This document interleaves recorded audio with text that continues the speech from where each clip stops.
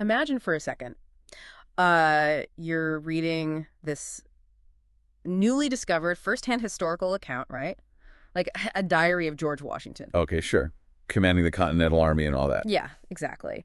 But as you read through these diaries, the battle logs, the text just keeps casually mentioning palm trees, Oh, wow. Okay. right? Or like pyramids and hyenas just wandering around Valley Forge. Yeah, that would definitely catch your attention. You wouldn't just shrug that off. You would instantly know that the geographical map you have in your head for this story is entirely wrong. Because the environment just totally doesn't match the established historical narrative. Exactly. And today we're looking at a scholar who claims that this exact same kind of, well, a geographical glitch, has basically been hiding in plain sight for centuries. In the middle of one of the most heavily studied texts in human history. Yeah. And we're jumping right into this for today's deep dive. We are exploring a really fascinating, highly analytical document. It's titled The Sacred Geography of Prophetic Unity. And this is authored by Dr. Khaled Waleed, right? Yes, Dr. Khaled Waleed. You might also see this research reference under a manuscript title, Tadaburi Mithaq. Right. I've seen both titles used. So our mission for this deep dive is to really just thoroughly unpack Dr. Waleed's central argument here, which is massive, by the way. It's an absolute paradigm shift. I mean, he is asserting something huge based entirely on his textual analysis. Right. He asserts that based purely on a very strict linguistic and topographical reading of the Quran itself, the Prophet Muhammad did not live in the Hijaz Desert. Meaning the arid region in modern-day Saudi Arabia, where Mecca and Medina are. Exactly. Dr. Waleed argues he didn't live there at all. Instead, according to his research, he lived, preached, and fought entirely in the Levant. Specifically, he's talking about a really tightly connected geographical corridor, right? Like modern-day Jordan, Palestine, and the Dead Sea Basin. Yeah, that exact area. Now, before we go any further, I just want to pause and be absolutely clear with you, the listener. Yes, very critical disclaimer here. We are not taking sides on this. We are not endorsing or validating any of the historical or religious viewpoints we're about to discuss. We are looking at this strictly as an exercise in textual analysis, impartially reporting on the arguments presented in Dr. Waleed's original source material. Exactly. Whether you view this specific text as divine revelation or, just a historical artifact or literature, we are just your guides today. We're simply walking you through Dr. Waleed's specific analytical framework. Exploring the what-if scenario that his methodology presents. Right. And let's unpack this methodology first, because it's wild. Dr. Waleed uses this framework he calls a Quranic algorithm. Which sounds a bit like he's applying machine learning to ancient scriptures, but it's really not that at all. No, it's more about linguistic isolation, isn't it? So what is the actual mechanism he uses to arrive at these new coordinates? Well, the core mechanism is the total isolation of the primary text from all the secondary literature. So he just ignores the later stuff. Entirely. His methodology deliberately strips away the massive apparatus of traditional commentary. So all the tafsir, the exegesis, the seerah or biographical literature. In the hadith too, I'm guessing? Yes, the oral traditions. Yeah. Dr. Waleed points out that most of that secondary material was compiled hundreds of years after the primary text was actually codified. Right, centuries later. And so he argues that over those centuries, that later commentary basically created a retroactive lens. Like putting tinted glasses over the original words. Exactly. So his algorithm is to just ignore the lens completely. He analyzes what he calls the devotional and linguistic identity of the people in the text by strictly using the text's own internal vocabulary. Oh, wow. So it's like sequencing the DNA at a crime scene, strictly using the physical forensics, right? That's a great way to look at it. Like you completely refuse to listen to the suspect's alibi or witness testimonies from 50 years later. You just look at the blood spatter and the fibers on the ground. Precisely. You just look at the raw environmental data. Okay, so to understand the physical map Dr. Waleed is drawing here, we first have to look at the people he claims populated it. Right. Because if this wasn't an isolated, barren desert, who were the people the text is actually talking to? Yeah, who is the audience?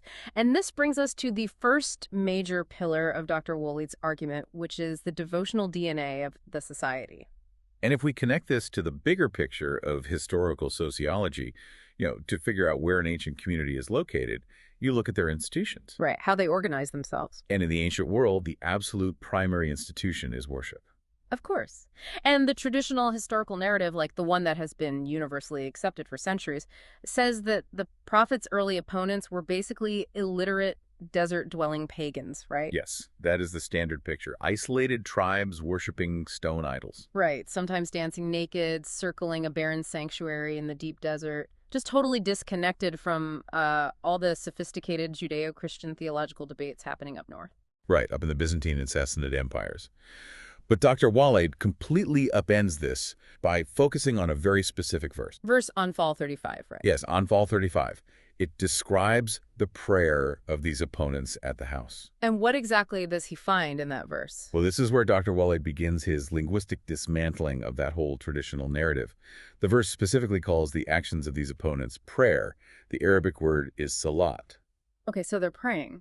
But then it describes the mechanics of that prayer using two very specific, highly unusual Arabic words, muka and tasdiya.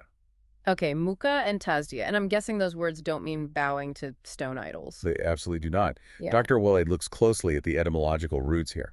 Muka translates basically to whistling. Whistling, like just blowing air. Well, more specifically in an ancient liturgical context, Dr. Waleed argues it means blowing into horns or trumpets. Oh, interesting. Okay. And the other word? Tasdiya translates to clapping, or more accurately, rhythmic collective chanting. Wow. Okay, so the text is literally describing a ritual that consists of blowing horns and rhythmic chanting. Exactly. Now, how does that fit the image of primitive desert idolatry? Okay, let me just jump in here really quick because I know what the traditional counter-argument is to this. Let's hear it. The standard interpretation usually frames that verse as like a way of mocking the pagans, right? It's saying your so-called prayer is nothing but meaningless noise. It's just whistling and clapping. Right. It's traditionally viewed as a dismissal of chaotic, primitive pagan rituals. Yeah. So how does Dr. Waleed deal with that? He firmly rejects that interpretation, and he bases this rejection on the internal logic of the text itself. How so? He poses a structural question. He says, look, the Quran uses a very specific, highly elevated theological term for prayer here, salat. Which implies a formalized legislative connection with God, right? Exactly. It's a heavy word. Dr. Waleed argues that the author of the text would never elevate naked, chaotic, idolatrous dancing by granting it the title of salat, even mockingly. Oh, I see. Because the text is so precise with its terminology. Precisely. According to his reading, if the text calls it salat, it means it is a formalized, historically recognized liturgical rite, even if, in this context, it's a corrupted version of it. Okay, so if it's a formalized, recognized liturgical rite that involves blowing horns and rhythmic chanting, but it's not desert paganism, what society is it actually describing? According to Dr. Waleed's analysis, muka and tasdiya perfectly, historically describe the highly formalized rituals of the priests of the Second Temple in Jerusalem. Wait, really? The Jewish temple? Yes. The historically documented liturgical practices of the Israelites involve the blowing of the shofar. Which aligns perfectly with muka, the blowing of horns. Exactly. And it also involved the rhythmic antiphonal chanting of the Levitical choirs. Which is the tasdiya. Yes. So Dr. Waleed asserts that these actions represent a legislative deviation. The text isn't describing primitive, isolated idolaters. It's critiquing the keepers of the book. Exactly. He argues it's critiquing the priests at the temple in Jerusalem, a location which, by the way, he identifies textually as Baka. Man, that completely rewires the context of the entire conflict. It really does. It shifts the entire stage. If Dr. Waleed is right about this, reading blowing horns and chanting in this text is like, I don't know, it's like finding a manual for a sophisticated parliamentary procedure in a document supposedly written by, like, isolated hunter-gatherers. That's a great analogy. It just doesn't fit the established technological or sociological level. The behaviors described demand a complex, scriptural, urban metropolis. So he's essentially saying the audience being addressed are the people of the book. Yes, the disbelievers from the children of Israel and those who physically controlled the sacred spaces in Palestine. They were this deeply religious, scriptural society that had just deviated from the original path. And Dr. Waleed backs up this assertion of a scriptural society with another clue. It's an arguably much more profound linguistic and theological clue. Okay, what is it? It's the cognitive framework of seeking forgiveness. Ah, yes. The concept of istighfar, this is found a couple of verses earlier, right, in Anfal 33. Right. The text states that God would not punish these opponents, while they seek forgiveness. And Dr. Waleed calls this verse the fatal blow to the traditional illusion of a pagan Hijaz, doesn't he? He absolutely does. Walk us through his logic on this. Why is the mere act of asking for forgiveness a geographical smoking gun? It comes down to the theological prerequisite that are necessary to even formulate the thought of asking for forgiveness from a singular supreme creator. Okay, let's break that down. Dr. Waleed asks us to deeply analyze the psychology of a true polytheist, a pagan in the traditional Hijazi narrative. Right, someone who worships multiple local tribal deities. Yes, they use idols as intercessors, and critically, according to the traditional narrative, they explicitly deny the concept of bodily resurrection. And they fundamentally reject a single omnipotent intervening God with like a universal moral law. Exactly. Their relationship with the divine is highly transactional. Right. It's about ensuring it rains or making sure their caravan doesn't get raided by a rival tribe. It's not about moral salvation. Precisely. You don't ask a stone idol for forgiveness for a moral failing. You offer it a sacrifice so it does what you want. That makes total sense. So Dr. Waleed argues that a pagan simply does not engage in istighfar, in seeking divine forgiveness, because they do not possess the theological vocabulary for it. They just don't recognize a universal sin against a singular deity. Right. Forgiveness requires a highly specific cognitive background. It requires pre-existing knowledge of a divine covenant. Oh, wow. Yeah. You need the concept of sin as a violation of that specific covenant. And you need a fear of eschatological divine retribution, like a judgment day. Plus, an established cultural ritual of repenting directly to one supreme being. I totally see where Dr. Waleed is going with this. It's like trying to file a really complex corporate tax return in a country that doesn't even have an IRS or an income tax system. Yes, the action itself proves the existence of a massive underlying bureaucracy. And in this case, the bureaucracy is Judeo-Christian theology. By the text openly acknowledging that the prophet's opponents are seeking forgiveness, it proves they already operate within that monotheistic covenantal framework. That is precisely Dr. Waleed's argument. The identity of those who seek forgiveness must, by definition, be a scriptural or cognitive society. They have to have a deep background in the scriptures. Exactly. They know the history of the prophets, and they have a mechanism for repentance built into their daily lives, even as they are politically and theologically opposing this new prophet. So Dr. Waleed argues this firmly places the Prophet Muhammad not among illiterate desert tribes at the fringes of the known world, but right in the center of a deeply rooted, highly educated Judeo-Christian environment in the Levant. Which completely changes the flavor of the historical narrative. It really does. Instead of a battle between enlightened monotheism and, primitive, ignorant idolatry, Dr. Waleed is painting a picture of an intense internal theological civil war. A conflict among people who all fundamentally share the exact same scriptures and the same historical prophets. You're just clashing over the interpretation and the legitimate continuation of that legacy. And this raises a really important question for you, the listener. Just think about how we approach ancient texts in general. Right. We so often read them through the heavily tinted glasses of whatever historical consensus we were taught in grade school. We read the commentary, we don't read the text. And Dr. Waleed is challenging us to take the glasses off. Exactly. Look at the raw data. Complex, liturgical horn-blowing, Levitical chanting, covenantal repentance. What society in the 7th century actually fits that specific profile? And Dr. Waleed's analysis suggests unequivocally the Levant. Yes, the Levant. Okay, so if Dr. Waleed's linguistic analysis suggests the surrounding society was this deeply biblical society, does the text reveal any specific, political or legal institutions that verify this? Because shared theological concepts can travel, right? Yeah, exactly. A merchant could learn about seeking forgiveness up north and bring the concept back to the desert. But political and legal structures, those are deeply embedded in the geography and the urban development of a specific place. They are much harder to move. Right. So does Dr. Waleed find a political fingerprint that forces the location into the Levant? He absolutely does. He looks for the legal and political architecture of the society hidden within the text itself. And he finds a very specific, highly structural piece of evidence that anchors his theory. Okay, what is it? The 70 men. The 70 men. Okay, let's unpack this. Dr. Waleed connects two specific verses here, right? And they're separated by chapters, but united by this very specific number. Yes. He relies heavily on the structural unity of the Quran. First, he looks at verse Araf 155. Okay. In the context of the story of Moses, the text explicitly states that Moses chose 70 men from his people for a specific vital meeting with God. Right.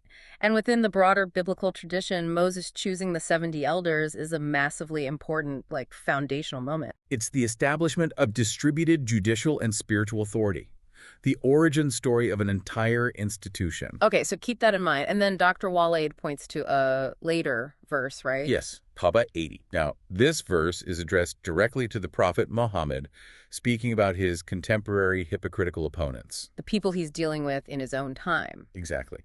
The text tells Muhammad that even if he asks for forgiveness for them 70 times, God will not forgive them. Okay, here's where I have to push back a little. And I imagine anyone listening to this who has studied linguistics or, honestly, ancient Near Eastern texts in general is thinking the exact same thing. Go ahead. In Semitic languages, and really in ancient literature globally, the number 70 is notoriously symbolic. Right, the symbolism of 70. It almost never means literally 70. It's an idiom for completion or just a multitude.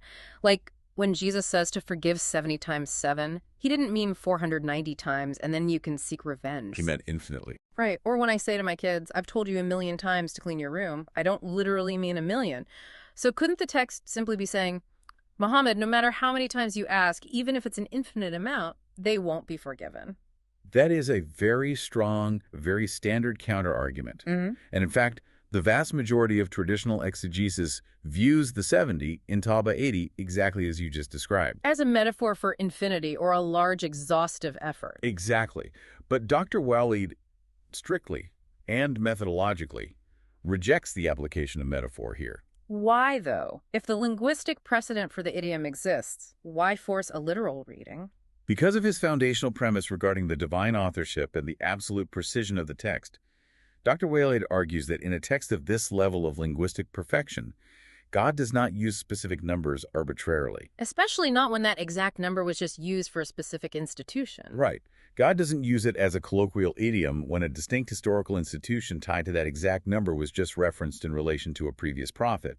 He applies a rigorous structuralism. So, if it is absolutely literal, and it's not about the action of asking 70 separate times, what does Dr. Waleed say the 70 represents? According to Dr. Waleed, the number 70 represents a very real, highly specific, and enduring historical institution. Which is? The Sanhedrin. The Supreme Judicial Council. Yes. The Sanhedrin was the supreme religious, legal, and judicial council in Jerusalem.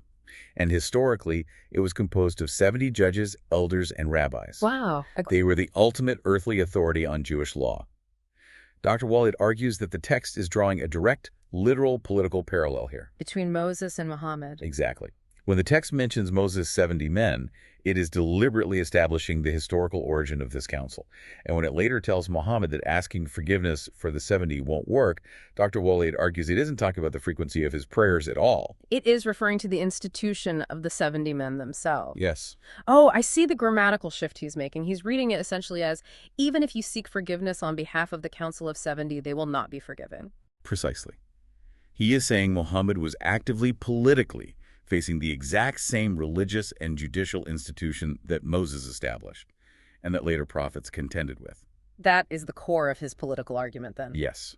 He says the divine text is linking the organized, institutionalized hypocrisy of Muhammad's opponents directly to the historical institution of the 70. Because you couldn't have that in the desert. No, Dr. Waleed forcefully asserts that a supreme council of 70 highly educated, scripturally trained judges simply did not exist among the disparate, tribal, nomadic societies of the Hijaz Desert. The socio-political infrastructure just wasn't there. Right. The presence of the 70 as a coherent antagonistic body in the text, he argues, anchors the narrative firmly in the political reality of Jerusalem and the Levant. For Dr. Waleed, the consistency of the political adversary proves the consistency of geographical location. That is a staggering reinterpretation. I mean, it takes a verse that is universally read as a poetic metaphor about the limits of divine mercy and turns it into a highly specific, localized political indictment of a Levantine judicial body. It's a complete shift in perspective. And he finds further evidence for this shared political theological landscape in how the opponents argue, right? He points to the concept of the two magics. Yes, he does. This is found in verse Qasas 48.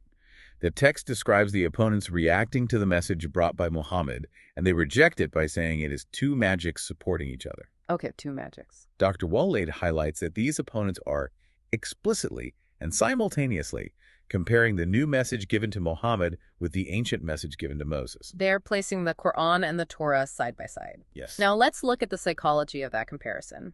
Dr. Waleed's question is, why in the world would desert polytheists make that specific comparison? Exactly. Let's imagine the traditional setting for a moment. If you were an illiterate pagan in the deep desert of the Hijaz in the 7th century, your entire worldview, your legal system, your economy is centered around local tribal customs and local idols. Right. If a man from your tribe suddenly claims to be a prophet of the one true God, why would your immediate reflexive intellectual reaction be to compare his structural theology and legal codes directly to the Torah of Moses? It wouldn't be. Dr. Waleed argues it makes zero sense. They wouldn't have the deep working knowledge of Moses's complex legal framework to even make that comparison. Exactly. It's like trying to review a new sci-fi movie by extensively comparing its lore to some highly obscure, untranslated prequel novel that you've never even read. A perfect analogy. You can't draw parallels between two complex texts unless you were intimately familiar with the first one. Right. According to Dr. Waleed, this dual rejection, two magics supporting each other, only functions logically if the opponents were Israelites or deeply scripturally educated people in the Levant who intimately knew the laws of Moses. They recognized the identical legal and theological framework of the two messages. They saw the continuity. And they were politically rejecting both of them. Yes. For Dr. Waleed, this is a dangerous implicit confession recorded in the text from the opponents themselves. Yeah. They are admitting they are part of a continuous biblical society. Okay, let's summarize the immense weight of Dr. Waleed's argument so far, just looking at the sociology. The people the prophet is addressing are practicing complex temple rituals involving horns and choirs. Yes. They possess a deep covenantal theology of forgiveness.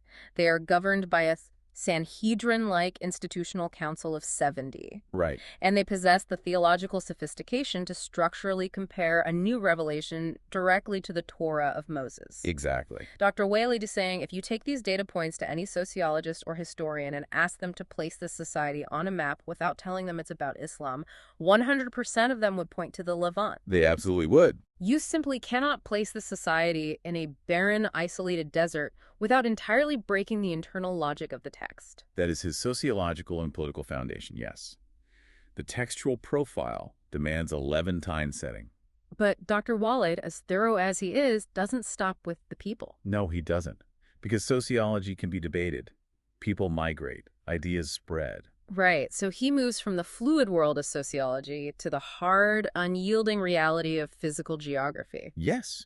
You can argue about the linguistic nuances of the word 70 until you are blue in the face, but you can't really argue with a mountain, or a sea, or a tree. Exactly. Dr. Waleed argues the people and the politics point north. Now let's look at the actual ground they walked on. What does his environmental audit show?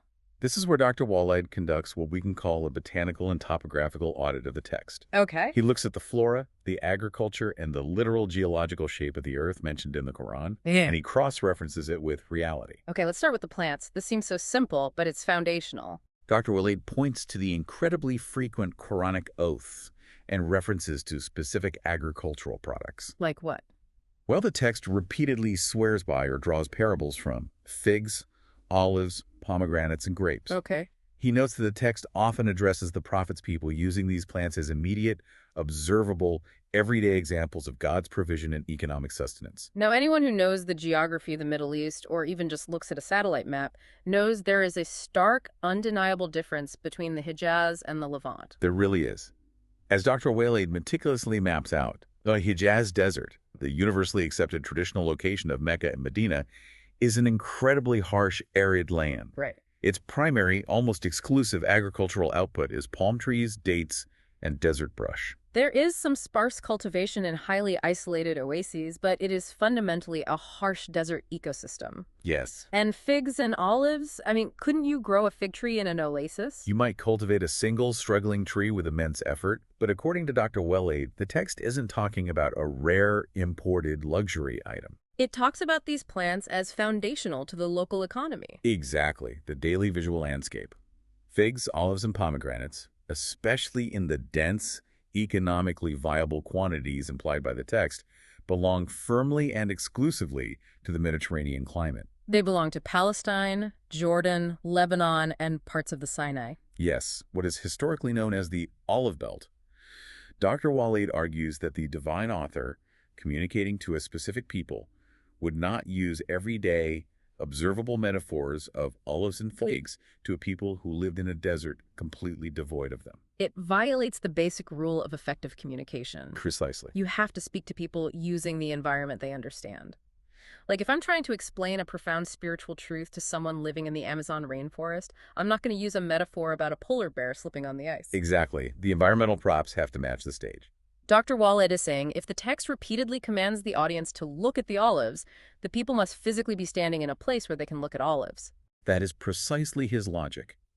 The botanical environment dictates the geographical location. If the text uses the olive and the fig as primary economic and visual reference points, the audience must be living in the ecosystem of the olive and the fig. Therefore, Dr. Waleed argues the environment is unequivocally the Levant, not the Hijaz. Yes, and he takes this geographical matching even further, moving from agriculture to hard geological topography. Right, let's talk about the Roman defeat. There's a very famous verse about a geopolitical event happening nearby. Yes, verses Rum 2-3 in the chapter The Romans. The text mentions that the Byzantine Romans have been defeated by their enemies, historically understood to be the Persians, in a location that is translated as the lowest part of the earth, or Adna Ard. Now, traditionally, how has that phrase Adna al-Ard been interpreted by historians and commentators? Traditionally, the word Adna is often interpreted chronologically or in terms of proximity, meaning the nearest land. So it's viewed as just a general reference to the nearby borderlands of the Byzantine Empire where a battle took place. Right. But Dr. Waleed takes lowest part of the earth incredibly literally.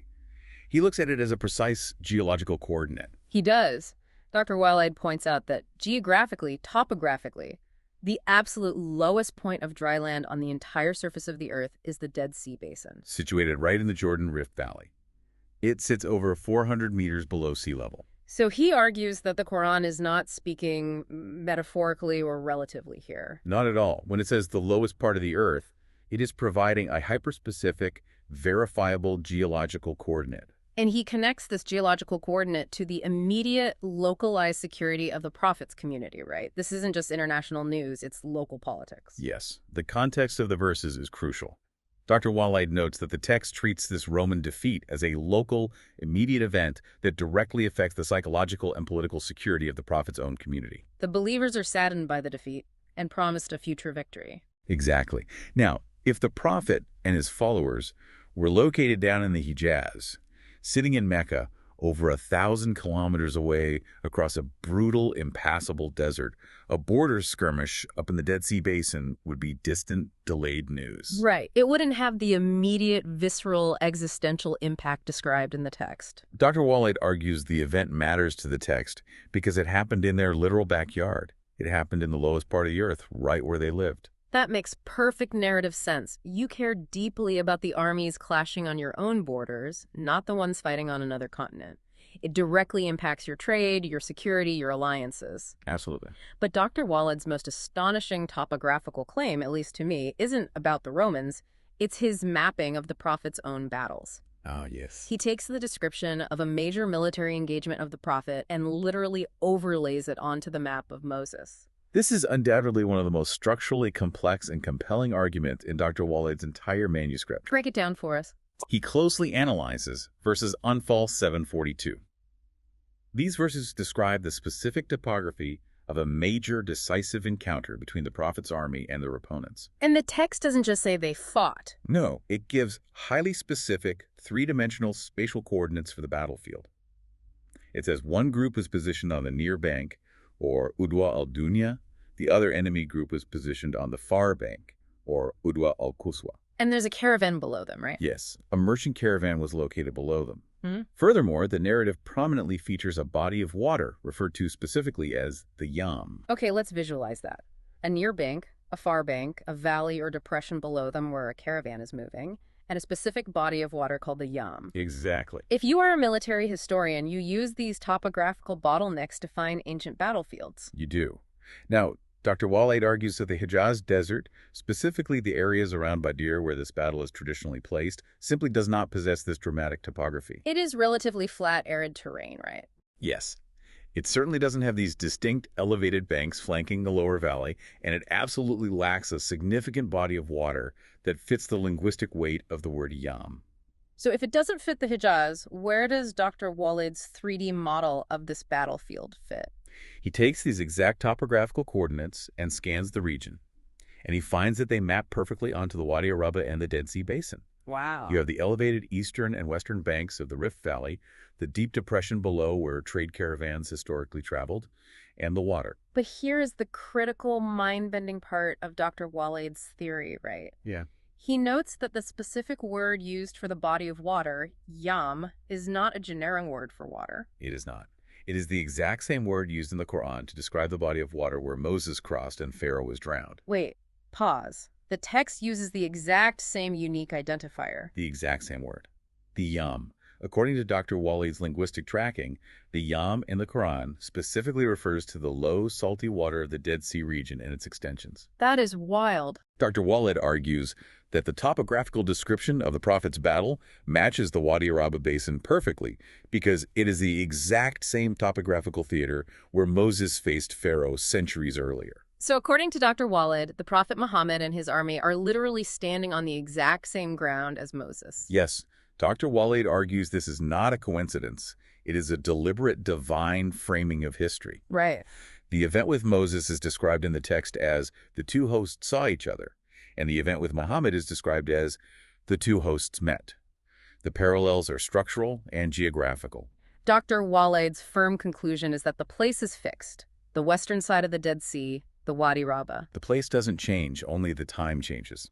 History, under the divine system, is repeating itself in the exact same stage. The Hijaz, he argues, cannot mathematically or physically drown an army, and it does not possess the two banks bordering a depression. Therefore, the battle simply must have occurred in the Levant. That is, well, it's just wow. I mean, it's a total geographical audit of the text. He's taking the primary source, being a 3D topographical model of the terrain it describes, and then scanning the earth to find where that model actually clicks into place. And he's saying the geometry only fits the Dead Sea Valley. It's brilliant, frankly, whether you agree with the ultimate conclusion or not. It's a very literalist, highly spatial, uncompromising way of reading the text. And what's fascinating is that he extends this macro-spatial analysis of battlefields down to the micro level of everyday life. He looks at the mundane travel patterns of the common people. Right, the daily commute. It's one thing to have olives growing in your region or to fight an isolated battle in a specific valley. Battles happen on borders. But Dr. Khaled Waleed argues that the daily traffic patterns, the mundane everyday travel mentioned casually in the text, completely lock the entire society into the Levant. Yes, we move from grand geopolitical clashes to the daily commute of a shepherd. Dr. Waleed cites specific verses from the chapter Safat, verses 137 and 138.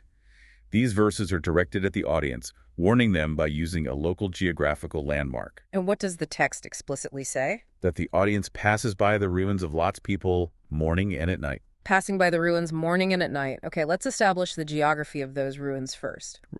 Traditionally and archaeologically, the ruins of Lot's people are universally associated with the cities of Sodom and Gomorrah. Right. And those cities are universally placed by historians, biblical scholars, and archaeologists in the Dead Sea region, right in the heart of the Levant.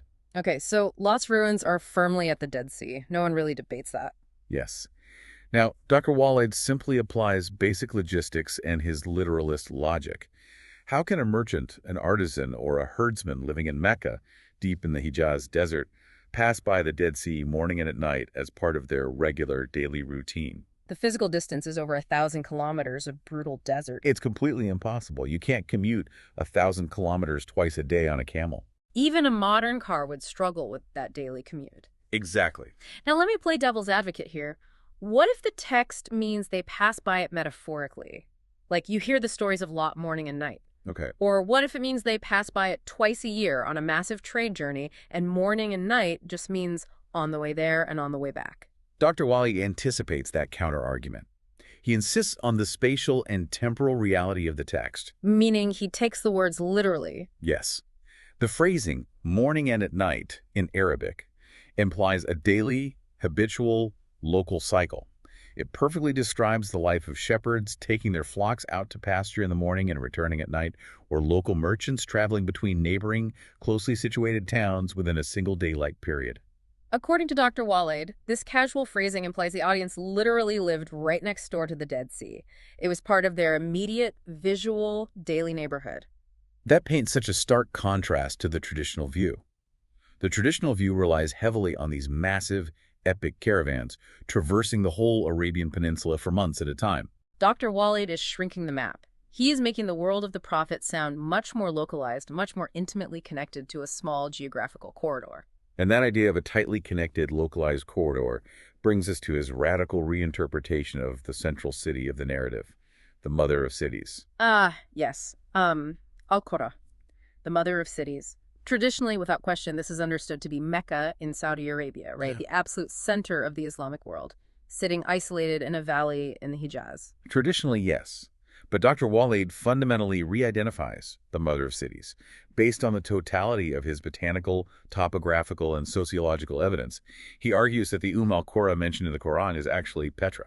Petra, located in modern-day southern Jordan. Exactly. The famous ancient city carved into the rose-red rock cliffs, the capital of the Nabateans. Yes, that Petra. Dr. Waleed argues that Petra was a major ancient, well-established, highly populated urban and commercial center that fits the grand civilizational description of a mother city far better than a relatively isolated desert settlement in the Hijaz. Which, as I understand it, lacks significant contemporary archaeological evidence from that specific era anyway. Right, and he backs up this identification by looking at the travel network described in the text, specifically in verse 18. This verse describes travel between the main city and the villages we had blessed. How does the text describe this travel network? The text specifically describes these settlements as visible villages, Qura Zahira, and states that travel between them was safe and measured by days and nights. Visible villages. Wow. Meaning, literally, physically, you can stand in one village and see the next one down the road. Exactly. Line of sight, a continuous chain of habitation. Wow. Dr. Waleed points out a glaring geographical reality. The Hijaz Desert is characterized by vast, highly dangerous, empty expanses of sand and rock between very isolated, distant oases. You absolutely cannot see one village from the next. You travel for days through nothingness. Right. It was not safe for casual travel day and night without heavily armed escorts. So if it's not the Hijaz, where on the map are these visible, continuous villages? Dr. Waleed argues that the description of visible, safe villages perfectly and exclusively describes the continuous, elevated Canaanite ridge route. What's the Canaanite ridge route? This was a historically well-known, heavily populated ancient highway connecting Petra in the south, running up through the mountains to Jerusalem, to Hebron, and up to Nablus in the north. Oh, I see. If you travel that specific mountainous spine, you are constantly passing through connected, visible agricultural settlements. You are never out of sight of civilization. So Dr. Waleed asserts this is the exact network of blessed villages the text is referring to. It's an interconnected, safe, urbanized corridor anchored by Petra as the commercial mother city in the south and Jerusalem as the theological sanctuary in the north. So if the entire geography is compressed into this relatively small Levantine corridor, what happens to the famous winter and summer journeys of the Quraysh tribe? Good question. The traditional historical story is that they launched massive international expeditions, heading deep south to Yemen in the winter and far north to Syria in the summer. Dr. Waleed completely scales those journeys down and localizes them based on his newly established map. If the mother of cities is Petra and the sacred blessed sanctuary is Jerusalem, then the trade journeys are entirely local to that specific regional climate. So they aren't crossing the whole Arabian Peninsula for months? According to Dr. Waleed, absolutely not. He argues the winter and summer journeys were localized, seasonal migrations within the Levant itself. You have to look at the microclimates of the region. Okay, how so? He suggests they move from the cooler, high-altitude, mountainous regions of Petra in the scorching summer down to the warmer, lower elevations around the Dead Sea and Jerusalem in the cold winter. For Dr. Waleed, every single indicator in the text plants, battles, daily commutes, seasonal migrations points to a localized, densely populated, highly interconnected corridor in the Levant, not a vast, empty, disconnected desert. Every single one. Okay, let's just take a breath here and look at the massive edifice Dr. Waleed has built. It's like watching a prosecutor build a circumstantial case where every single piece of evidence points to one suspect. It really is compounding evidence. He's taken the devotional rituals, the whistling and clapping, and placed them firmly in a temple context. He's taken the political structure of the 70 men and identified them as a Levantine judicial council. Right. He's moved the flora to the Mediterranean olive belt. He's matched the complex battle topography perfectly to the Wadi Araba and the Dead Sea. And he's rerouted the daily commute and trade routes to the Canaanite Ridge. All of these individual, disparate clues, they are all vectors pointing in the exact same direction. Yes, they are all vectors pointing north to the Levant. And this brings us to the true culmination of Dr. Waleed's manuscript, Tadaburi Mithaq. All of these individual points, the plants, the battles, the words, aren't just isolated academic arguments. They are the necessary building blocks for his ultimate grand thesis. The grand unifying theory. Exactly, what Dr. Waleed formally terms the law of prophetic geography. Okay, lay this out for us. What is this overarching law that governs his entire reading of the text? Dr. Waleed bases this law on two fundamental, unyielding principles that he finds repeatedly stated within the Quran itself. The first principle is that God's system, or God's way sunat Allah, does not change. There's no alteration in the divine method over time. The second principle is the strict, explicit command given to believers within the text to make no distinction between any of his messengers. Now, make no distinction. Usually, we think of that purely in a theological sense, right? Like, you have to believe in the prophethood of Moses just as much as you believe in the prophethood of Jesus or Muhammad. Right. They are all equally legitimate messengers carrying the same core message. You can't pick and choose. That is the standard theological reading. But Dr. Waleed takes that command, make no distinction, and brilliantly applies it geographically and spatially. Oh, wow. Geographically. Yes. He asks a profound logical question. If you believe all these prophets share the exact same theology, the exact same divine source, and operate under the exact same unchanging divine method, why do we assume the final prophet in the sequence was suddenly placed in a completely different, isolated, geographically distinct, and textually unblessed environment thousands of miles away from all the others? Oh, I see. He's saying the geography is part of the system. Exactly. It means that, according to Dr. Waleed, the geography is inextricably linked to the theology. He maps out how every single major prophet mentioned in the text is tied to the exact same piece of real estate, the exact same blessed land. Okay, let's run through his geographical audit of the prophets. Where does he place everyone? Dr. Waleed points out that Abraham is deeply associated with the house and the station of Abraham, which Dr. Waleed locates historically and textually not in Mecca, but in Hebron in Palestine. Okay, so Abraham is firmly in the Levant. Jesus, according to the text, finds refuge with his mother in a high ground with water and meadows, which Dr. Waleed identifies as the hills of Jerusalem and the surrounding Galilean region. Jesus is in the Levant. Moses is called by God from the western side of the mountain, the sacred blessed valley of Tua, which is universally placed in the Sinai and southern Palestine or Jordan region. Moses is in the Levant.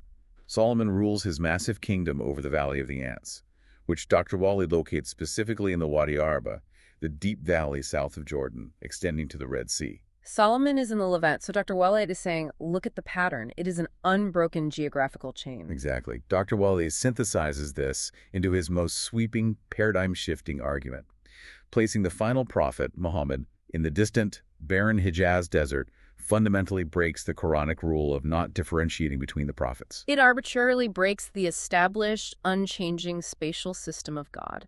Precisely. He's saying you can't have 99% of your epic story happen in one specific, highly detailed valley, and then suddenly the grand finale happens on a different continent with completely different environmental rules. It violates narrative and theological continuity. It does. Dr. Waleed points out that in Quranic chapters that are structured to list the prophets chronologically and sequentially, like this chapter literally titled Al-Anbiya, or the prophets, or the chapter Mary, all these historical figures are listed one after the other in the exact same thematic and geographical breadth. There is absolutely no textual indication, no geographical marker of a massive leap into the deep, unknown desert for the final chapter of the story. But wait, I have to bring up the ultimate counter-argument to this localization. What about the night journey, the Isra? Okay, yeah. The traditional foundational story is that the prophet was miraculously transported from the sacred mosque in Mecca, Saudi Arabia, all the way to the furthest mosque in Jerusalem in a single night. Doesn't that miraculous journey explicitly bridge the two distant locations? doesn't it connect the Hijaz to the Levant? Dr. Waleed addresses the night journey directly and comprehensively. Because his textual audit has already redefined the mother of cities as Petra and not Mecca in the Hijaz, his entire map of the night journey changes accordingly. Oh, I see where this is going. Yeah, Dr. Waleed argues that the Isra was not a miraculous flight across thousands of miles of empty, non-blessed desert space. So if it wasn't a trans-Arabian flight, what was it? According to Dr. Waleed's map, it was a local, highly symbolic, covenantal journey within the single, continuous, blessed belt. It was a journey from the established sanctuary in Petra, which he identifies as the original, authentic location of Mecca or Bakka, straight up the Canaanite ridge to the sanctuary in Jerusalem, the furthest mosque. The journey, according to his strict reading of the text, remains entirely within the bounds of the historically established Holy Land. It maintains the absolute geographic unity of all the prophets. So, what does this all mean? If we step back from the individual data points and look at Dr. Waleed's entire manuscript, he isn't just moving a pen on a map. He is arguing for a radically unified, highly localized cinematic universe for all of these historical religious figures. It's like he's saying they all walked the exact same streets, drank from the exact same wells, and fought their battles in the exact same valleys, fixed place, different times. That is the perfect summary of his entire thesis. Fixed place plus different times equals God's unchanging law. According to Dr. Waleed, the divine equation is that simple. And what is most crucial to understand is that he arrives at this monumental conclusion completely independent of later historical traditions. He doesn't rely on outside historians to prove his point. He builds this entire unified universe solely from the internal logic, the grammar, and the environmental data of the primary text itself. It is a breathtakingly bold textual claim. It requires immense confidence in the linguistic precision of the text. If we connect this to the bigger picture, beyond just the specific religious implications of this one faith, Dr. Waleed's Tadabburi Mithaq serves as a masterclass in how to read any primary source in total isolation. It's a radical, almost dangerous exercise in peeling back the comfortable layers of accepted history. Okay, let's do a final recap of what we've covered in this deep dive into Dr. Khaled Waleed's sacred geography of prophetic unity. He starts by rigorously analyzing the devotional habits mentioned in the text, arguing that whistling, rhythmic clapping, and the complex theology of seeking forgiveness point unequivocally to a scripturally aware, temple-adjacent society in the Levant, not isolated desert pagans in the Hijaz. He then looks at the political structures, identifying the 70 men, not as a metaphor, but as the literal Levantine Sanhedrin, placing the prophet in direct, localized conflict with an established Judeo-Christian judicial system. Then he maps the botanical and topographical clues, the economic reliance on olives and figs, the geological reality of the Dead Sea Basin as the lowest part of the earth, and the stunning topographical match between the Wadi Araba battlefields of Moses and Muhammad. He reroutes the daily commute, arguing that passing Lot's ruins daily and traveling through connected, visible villages only makes logical and physical sense on the Canaanite ridge between Petra and Jerusalem. And all of this builds to his grand unifying theory, that in order to maintain the strict textual law of not differentiating between the prophets, the final prophet must have shared the exact same geographical stage, the Levant, as Abraham, Moses, and Jesus. Dr. Khaled Waleed builds a comprehensive text-only case that entirely reimagines the map of this history. And this brings us to the ultimate relevance for you, the listener. Regardless of your personal beliefs regarding this specific religious text, or whether you ultimately agree with Dr. Waleed's controversial conclusions, his methodology is a profound, necessary exercise in critical thinking. It forces us to confront a very uncomfortable epistemological question. How much of what we definitively know about history, about any ancient history, is actually found in the primary texts themselves? Yeah. And how much is just the accepted traditional narrative, the massive weight of footnotes, the later commentaries written centuries after the fact, the cultural assumptions of empires that we've layered on top of the text for so long that we can no longer tell the difference between the source and the commentary. Right. Dr. Waleed challenges us to realize that sometimes we aren't reading the text anymore. We are just reading the tradition about the text. It goes back to my analogy from the beginning about the George Washington biography with the palm trees. We like to think history is a clean, reliable map. We trust the coordinates we are given. But Dr. Waleed is saying, what if the cartographers who drew the map 1,000 years ago had an agenda? Or what if they just made a mistake and we've been copying that mistake ever since? Exactly. What if we've been looking at the right story, but we've placed it on the completely wrong continent. It leaves you with a massive amount to think about. And I want to leave you, the listener, with a final thought to mull over, building on the radical implications of Dr. Waleed's methodology. If an entire civilization's geography, the very bedrock of its historical, cultural, and religious identity, can be completely radically reimagined by simply reading its founding text through a strict, literal, environmental, and linguistic lens, what other globally accepted historical narratives might completely change if we dare to strip away centuries of comfortable commentary, ignored the established maps we were taught in school, and just looked at the raw data again? It truly makes you wonder how many other pins on our historical maps might be in the wrong place. It really does. Thanks for joining us on this deep dive.